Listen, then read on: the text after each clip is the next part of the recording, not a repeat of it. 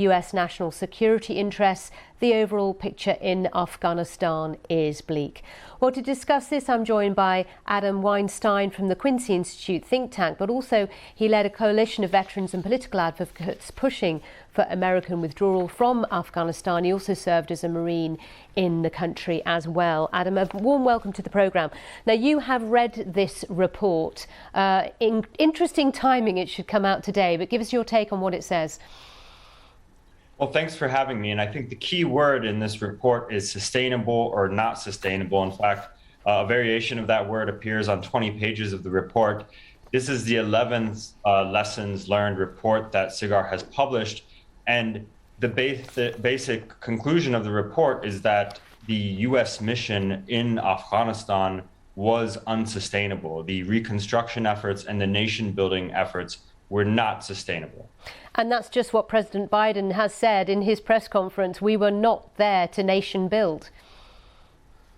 That's correct. And I think it's reflected in this report. When the United States first entered Afghanistan, it was a limited counterterrorism mission. Over time, it became a nation building mission. And SIGAR began to publish reports, I believe, in 2008 to assess how that process was going. And within every single report, you can see that it wasn't a sustainable process. But for the last decade, American leaders have ignored these findings. And I think President Biden's decision to withdraw from Afghanistan is a recognition of these findings.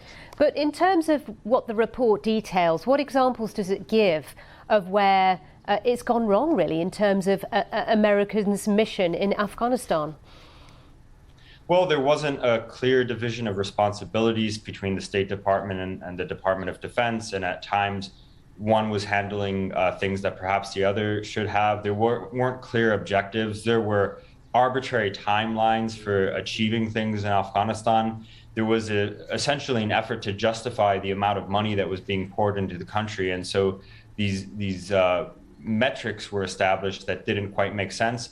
And I think the biggest issue is that the United States simply didn't understand the underlying ethnic, political, and social dynamics in Afghanistan in a way that allowed it to implement programs that were sustainable and could be led by Afghans themselves long term. Were there any positives in this report? Well, yes. I mean, maternal health improved, healthcare in general improved, education improved.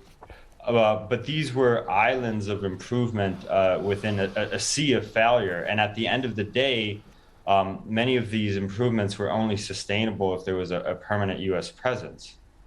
All right, of which there isn't. Adam Weinstein, thank you for being on the programme. We'll have a lot more on Afghanistan in our business coverage in around about 20